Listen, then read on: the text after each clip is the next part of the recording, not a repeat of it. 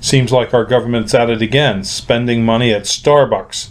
I did a FOIA recently to find out if the Department of Energy was spending much money at a Starbucks. And yes, I got a positive hit back that they are spending money. I got a receipt that shows in one day, and one day alone, the U.S. government Department of Energy used $400 worth of Starbucks. That's a lot of coffee.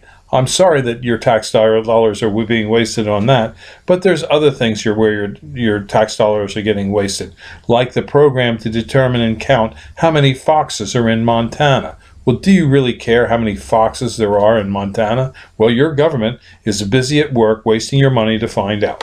This is called the swift fox. It's one of the smallest canines of North America, weighing just 5 pounds. It's about half the size of a red fox, standing approximately a foot tall. The swift fox is closely related to the kit fox, a desert species.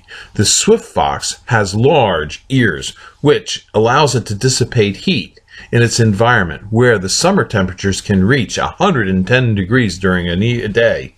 Mostly this fox is nocturnal, which it uses its large eyes to see as it travels through its abandoned prairie dog holes and badger holes that it claims for its den.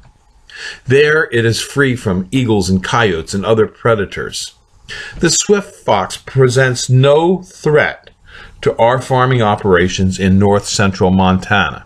In fact, the swift fox eats a lot of rodents such as ground squirrels and mice, as well as a host of small insects. Highland Hill Farm owns considerable acreages up in the area of the Milk River near Havre, along the Canadian border, and northwest of Malta in the Little Cottonwood Creek areas. We were recently contacted by the federal government because the government wanted to do population surveys by trapping the swift fox to determine how well it's doing in these ranges. We have no problem with people hunting and trapping on our premises. In fact, we encourage it.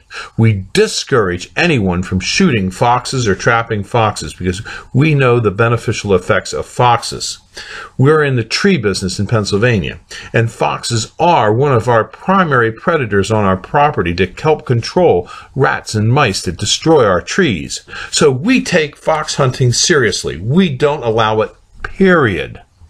Now, we do allow other people onto the premises. We've always done that. We always have open access to many of our farms and properties where people just come and get a permit from us and then they can go out and they can hunt.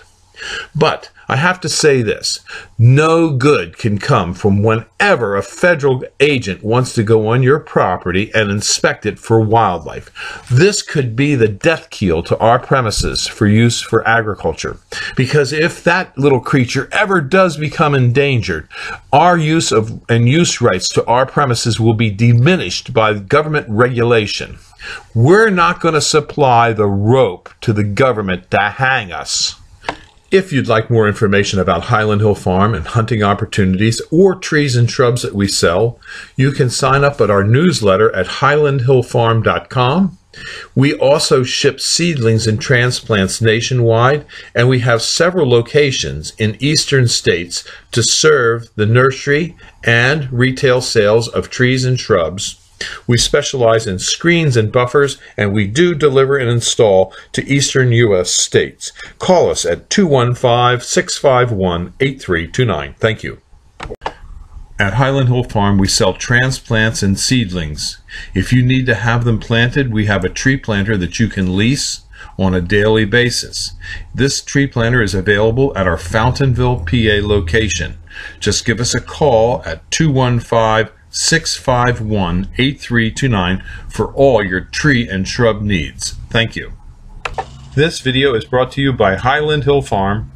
We grow and sell screening and buffering trees for privacy and sound barriers.